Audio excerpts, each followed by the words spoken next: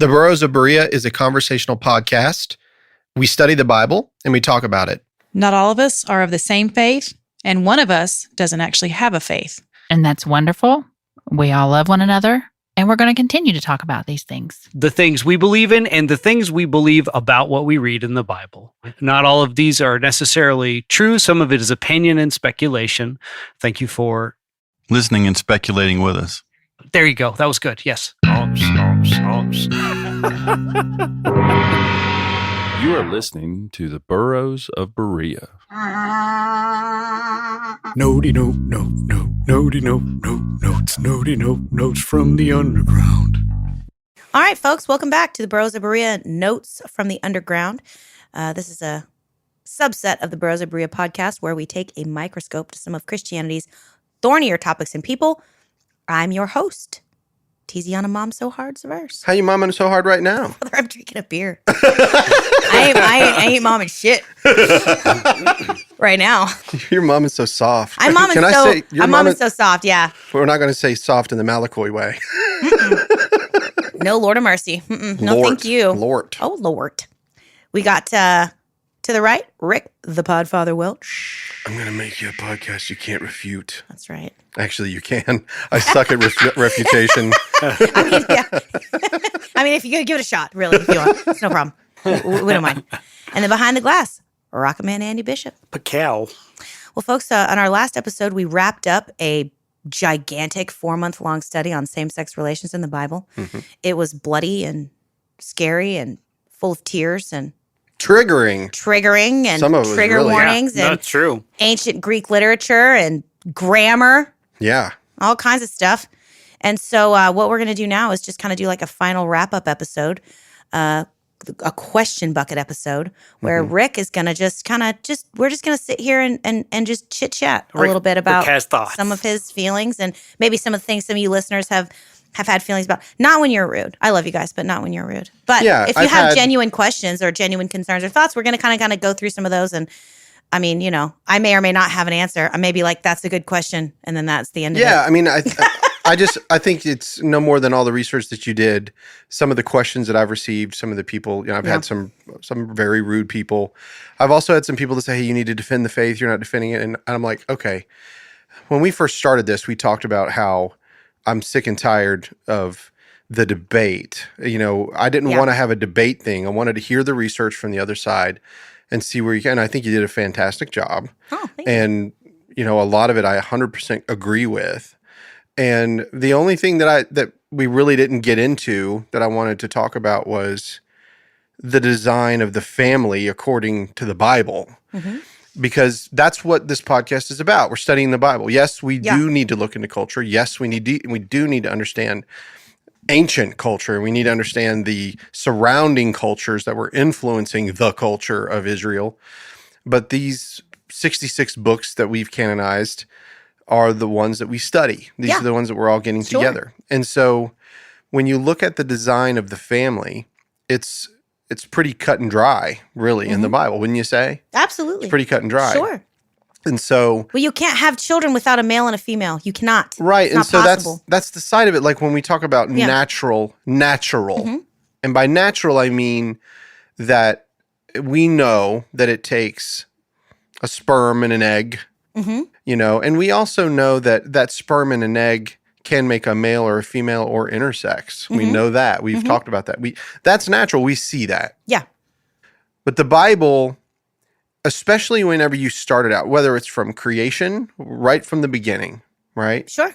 We get in the beginning, and it's to me, it was really interesting how in Genesis it describes the male and female. He created them.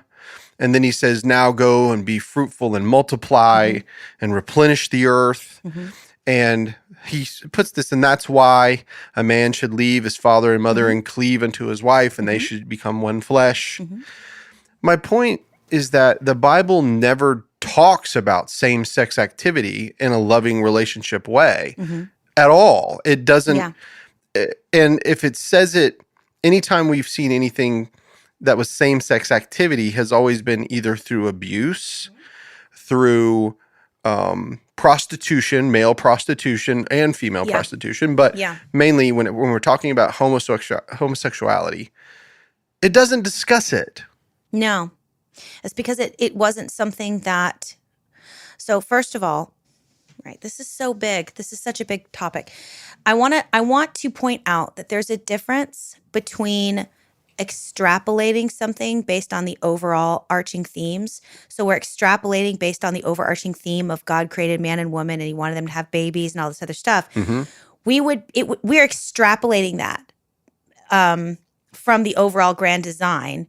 It doesn't ever explicitly say this is the union this is the only way that humans are supposed to live, because we also know there's barren women. We also know there's people that choose not to have babies. We also know there's people that stay single their whole life and never get married. Those people aren't failing God because they're not living up to the design. We are kind of extrapolating that God's perfect ideal for all humanity is a man and a woman getting married and having children. Right? Yeah, maybe that is. Were we intended to extrapolate it in that way, though? I don't know. See, That's what I'm saying. What is the author saying? So what the author is. So what we then do is then we extrapolate. But that, to me, it's an extrapolation. It's not good enough to then also say, and if you are gay, you are not living up to God's design, and you're going to go to hell, and you're outside of the will of God. Because again, we're also extrapolating that it's within God's perfect will forever. I mean, like, would you look at a childless heterosexual couple and say, you're failing God's design because God told you to be fruitful and multiply. So if you aren't being fruitful and multiplying, then you are failing God's grand design. We wouldn't say that. I want to. So first of all, there's that. Yeah. I want to bring it back to the word normal real quick because I think it's important that we define normal, because I think defining normal takes some of the subtle hate speech out of it, if that makes sense. Like, that's not normal. Yeah. A lot of people say Natural. it like that. Normal, natural, either way. But what people mean when they say normal is actually not hateful. It is just, now people say the word normal hatefully, don't get me wrong, but the definition of the word, statistically, the majority. Yeah. We're always talking about things with a frame of reference. And heterosexual coupling is the statistical majority. It is. That's why it's normal. It's not normal because it's better. It's not normal even because it achieves children. Well, yeah, I mean, it's that's statistical achieving majority, children, yeah. right? Yeah. It's just a math problem, and some people say it spitefully, but normal just means average. It means regular, common. Well, and the thing is, most people are heterosexual. Absolutely. You know, for the most part, that is the case. And in antiquity, especially, we're talking about Jewish, Middle Eastern cultures. You want to talk about the Hijra in Southeast Asia. You want to talk the Bernesha in Albania. You want to talk about the Mahus in Hawaii. You want to talk about the Fa'afine in Samoa. Listen, we can have that conversation. That's a thing in lots of indigenous cultures. Sure. Men that act like women or choose to live as women, or women that choose to live as men and have those relations. That's a totally normal thing. So that is when we talk about the Bible, we're talking about Jewish culture, we're talking about Jewish people, and we're talking about this very specific culture. Exactly. And maybe they didn't have that. So they were never known for it like so some they maybe cultures didn't were. have they didn't have the same exposure. But again, Jesus said some men are born that way.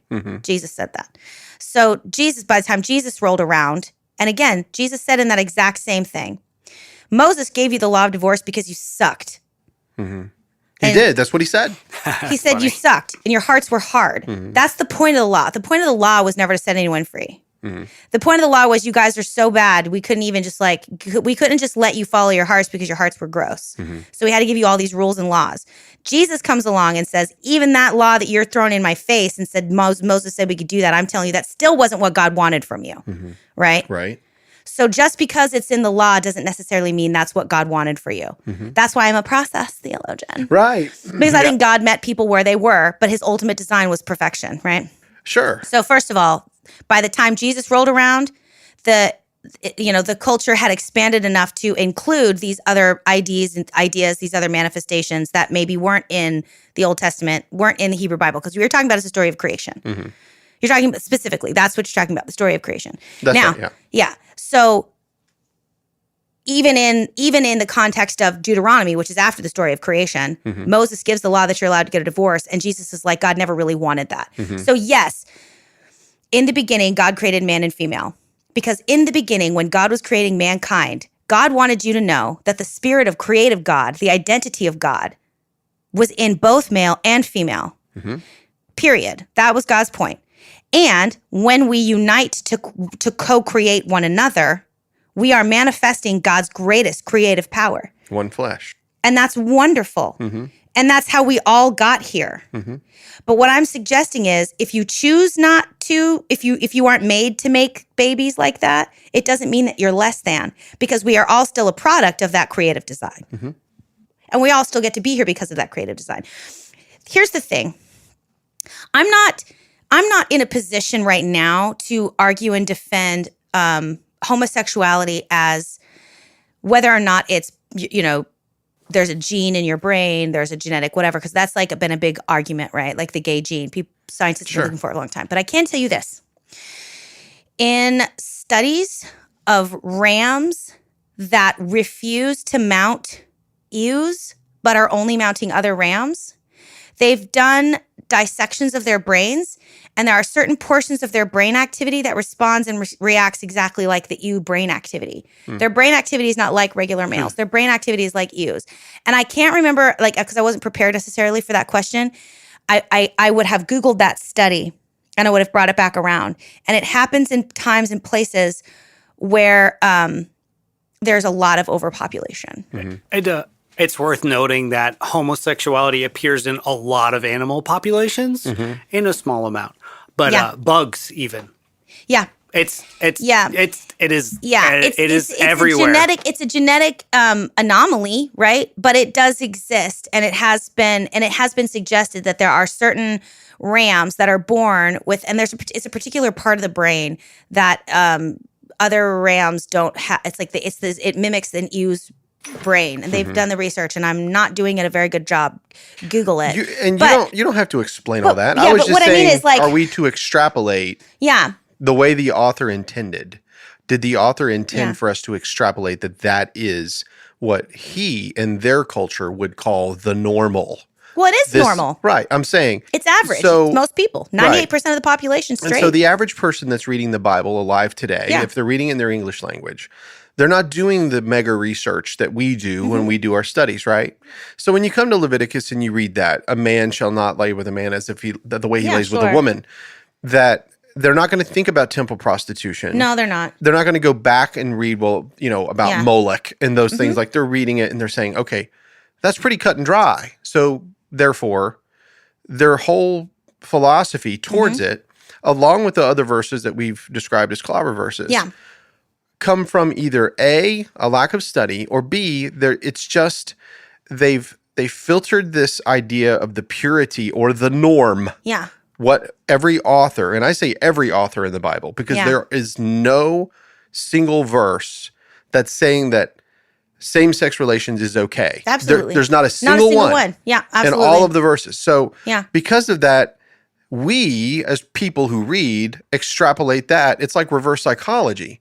If it's not in there, therefore, it must be wrong. Yeah. Where it could be, if it's not in there, it's just not talked about because that wasn't even a part. You don't make laws to give permission. You make laws for prohibition. Okay, so exactly. Yeah. So if you're going to prohibit, right? Yeah. So my point is here's another thing that's interesting. I don't think the Bible ever anywhere says that sex outside of marriage is wrong.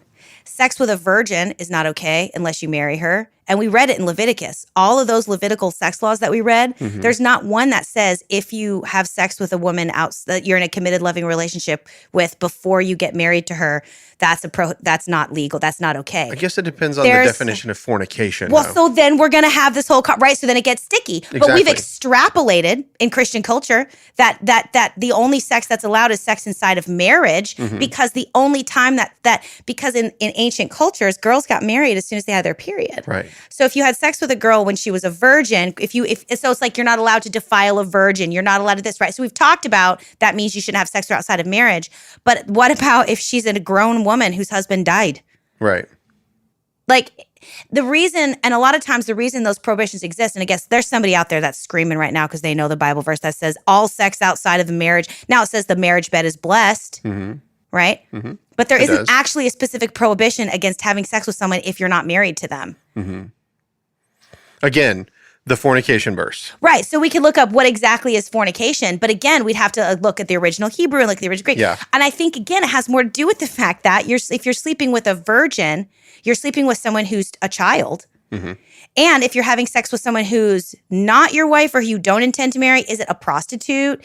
Is it a one-night stand? Because those are all things that we wouldn't do. Mm-hmm. Those are all things I can absolutely 100% say are not okay. Sure. But in our modern culture, in a committed, long-term, like Goldie Hawn and Kurt Russell have been together for 40 years, never got married, but they've been in a committed, loving, monogamous, heterosexual relationship for 40 years. My grandmother is 80 years old, and she's been with her boyfriend for a decade, and they're not married because of the way it would entangle and enmesh their retirement funds and their inheritances because of the way for our their society is built around marriage.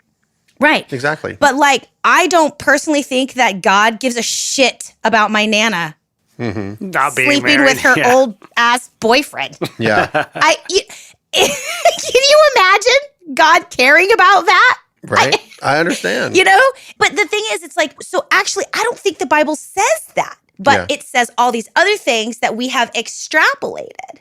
And I don't necessarily at this point in my life think that extrapolation is correct. And I think that we're creating, notwithstanding, plenty of people wait until they're married to have sex. And I think that's wonderful. Yeah. And I think if you teach that to your children, that's fine. If you are having if you are not creating an environment of prohibition where you're saying just don't do it, like Sarita did it the right way. She made an open book for her children. They could always come to her and talk to her about stuff. She was open and honest about things. She answered all their questions, and she's managed to get them, be virgins until they're married. I think she did a great job. That's wonderful. If you do that, that's awesome.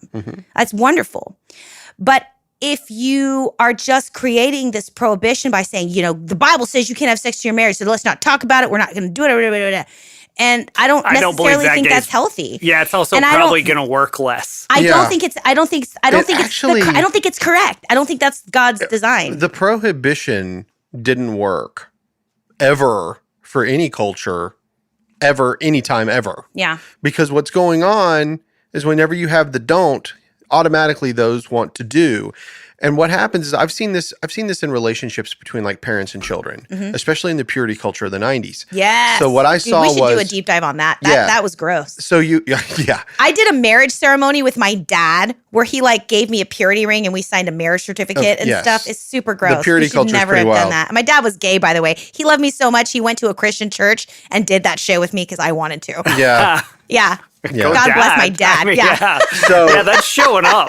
But if you his collar was hot the whole time, but he did it. He's like, this matters to my baby girl. Yes. So, anyway. But I guess what I'm trying to say is, where was I? Talking about purity culture. Oh yeah, the purity culture with the parents. So the parent-child dynamic. What happened was there was a giant prohibition on all these things. So let's say that cursing was not allowed, and let's say that. Sex outside of marriage was not allowed. And so, drinking and doing drugs of any form, smoking weed or something was wrong. And then this teenager would go off and do those things.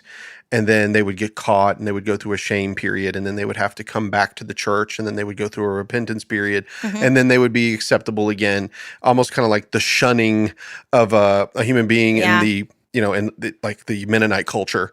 Yeah. But what happens is as they become adult, unless they conform to the image that the parents have laid out for them, they never truly get to have the relationship with them. Yeah. And I've noticed that. And so what happens is that they actually live with Catholic guilt forever, and they go on and they hide their life and their true lifestyle and who they really are from the people that they should be the closest to. Yeah. Right? And that's so sad. It is. And then, of course, that translates to that must be who it is with who God is. It automatically goes to I'm not the big allowed to daddy be my true sky. self with God either. That's right. And so I don't want my daughters losing their virginity in the back of a friggin' van after a football game on a Friday night when they're 15. I will die first before that happens. But I was 23 years old when I lost my virginity via rape. because no one ever told me that it was that I had the right if I was in a loving, committed relationship. So I was just hanging on to that V card without any support or awareness. You know, I was just floating around in the world, being a human being around a bunch of other human beings.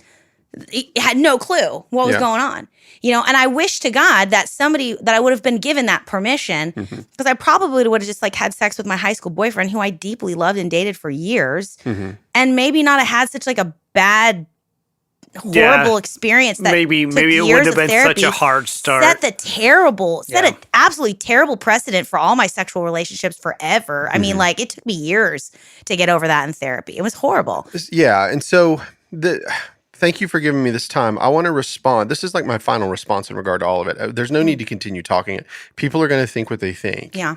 And that's fine. I want to ask you to read something again. The same thing you did earlier. It's from 1 Corinthians, and it's about the fruits of the Spirit. Oh, that's Galatians. Wait. Are you talking about Corinthians or Galatians? Galatians. The fruits of the Spirit. Galatians 5:22. Yeah. Love, joy, and peace. Yeah. Patience, kindness, goodness, faith, gentleness, and self-control. These are the fruits of the Spirit. Okay, now, everyone. You'll find it in Galatians chapter 5, verse 22. And if you're walking close to God, these fruits will grow in you and you'll have love, Frosty joy, and the peace. Snowman. Yeah, probably. Anyway, Galatians 5, chapter 5, verse 22. My point is this. Yeah. For all of the believers that have reached out to me and said that I need to debate this and I need to fight this and I need to argue this on behalf of the church. I don't speak for the church as a whole, just so we all understand. But I'm going to say this. The things that she just sang, hit your little 15-second back button 2 or 3 times and keep listening to that and try focusing on you, because the reality is that if the people that are what you would consider an enemy or wrong or against you in regard to God, that love, peace, and patience and kindness and gentleness, these things are the fruits of the Spirit. And if you have these in you, then you're going to show that towards them as well. And that includes your enemy. Just like Jesus said, he made it very clear that the ethics of his kingdom are to love. Yeah. And that doesn't mean the thought that that's a great idea. That's not what Jesus is saying. Love is an action that requires work, effort, sacrifice. Yes. So if you think homosexuals are wrong and the only way that they're going to get to heaven is if they repent completely and they have to do all this, here's what I'm going to say to you. You don't have a clue where their heart is at all. You don't have a clue what God's total path for their life is ever. You have no clue where they are. Just like me. I read the Bible. I study the Bible. I love the Lord Jesus. And I've been married 3 times. I've been sexually abused. I've drank. I've smoked weed. I've done all kinds of things that are wrong according to our quote unquote purity culture. And I have a love in my heart for other human beings that I didn't cultivate all on my own. I didn't cultivate that. Preach it, brother. Yeah. I didn't.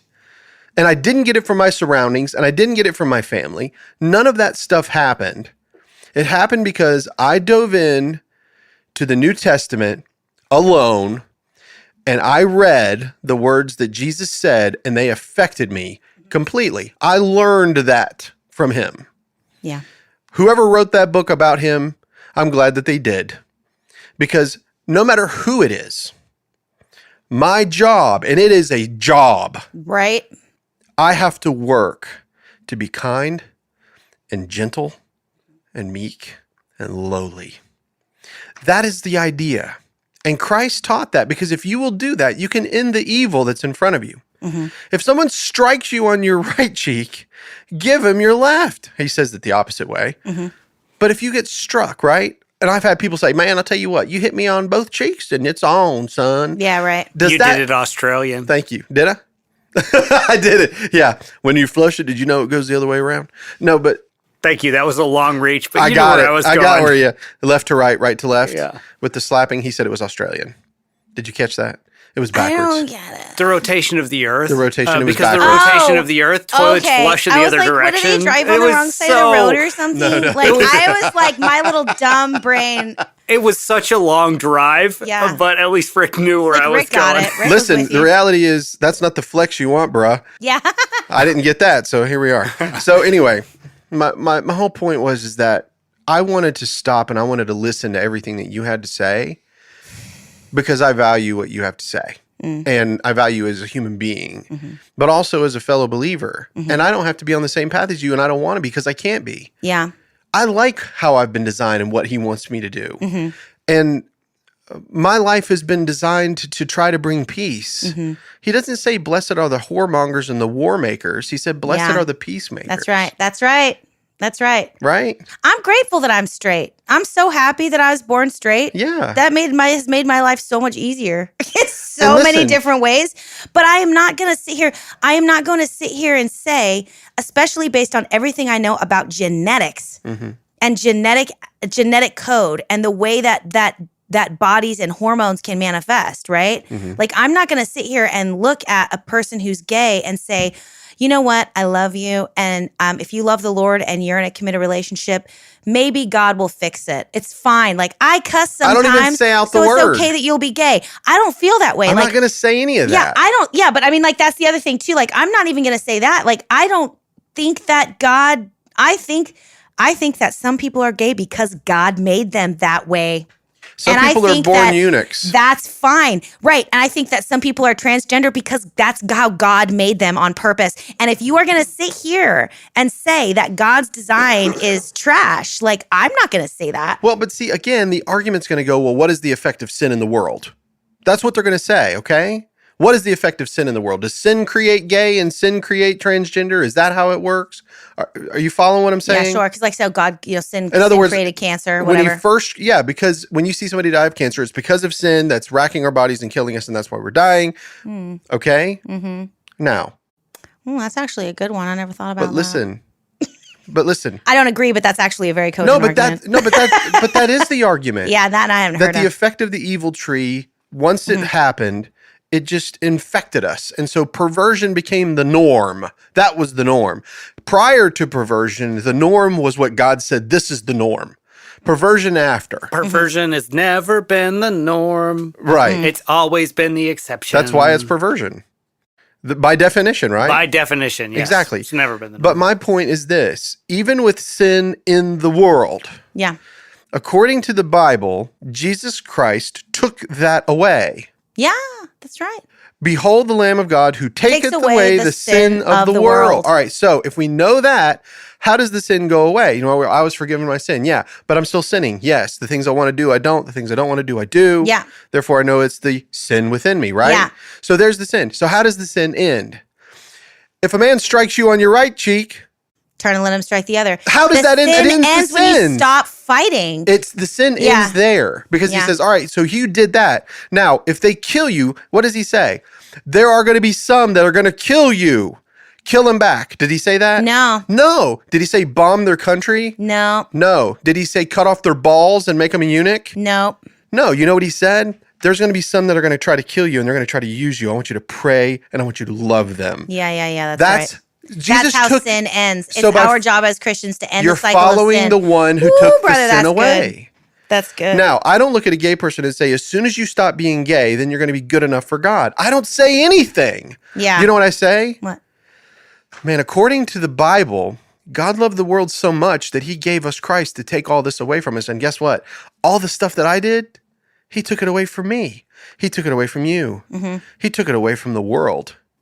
So I'm going to live according to what the Spirit has told me. And I've read it and it's in the book. Yeah. The same book that you're reading all of these other things the way you want to read them. How about we spend the time on the fruits of the Spirit? Let's sing it again. Love, joy, and peace. I'll ham it up. Patience, kindness, goodness, faith, gentleness, and self-control. These are the fruits of the Spirit. Love, joy, and peace. Hey. Patience, kindness, goodness, faith, Yeah. gentleness, and self-control.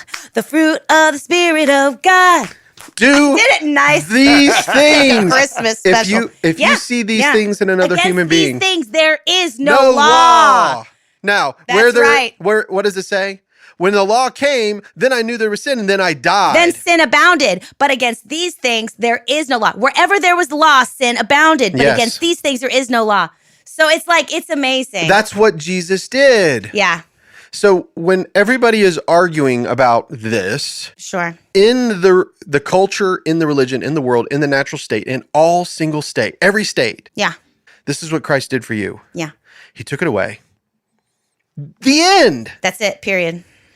Period. And where sin was, grace abounds all the more. That's right. So if grace abounds, should I keep on sinning? God No. forbid. It's the Yeah. heart. yeah, it's the heart. heart. Yeah, everything is permissible for me, but not everything Not is everything beneficial. is beneficial. Right? Yeah. That's right. Like you literally can. Like, you literally are to just live your life, your way, chasing after the fruits of the Spirit, and then just let it all manifest. Mm-hmm. And that's why we're not supposed to judge everybody. Because, like I've said, not everybody's path of destruction is the same. So, not everybody's path of reconciliation is the same. Maybe you didn't grow up in a poor house where you got trashed and raped and all this other stuff like we did. No. Maybe you grew up in a house And thank where God. you had, but maybe you grew up in a house that was very rich and wealthy, and you had to, like, abide by certain laws of appearance. And if That's you were to, right. like, be something other than what your parents described, then you couldn't. Like, that's just as painful, right? But that's your story of brokenness. That's right. So you're going to struggle with things that I don't struggle with, and I'm going to struggle with things that you don't struggle with. And the point is to help one another and lift one another up. The Yeah. point isn't to tear one another down because you can't figure out 2 + 2, and I'm over here doing long division. That's right. When you look at the Old Testament, you look at wisdom, and you look at Solomon, you look at all these things, and the Bible never says marry a bunch of women. It never says it, but Solomon did it. And we also Sure. know the So did trouble. David.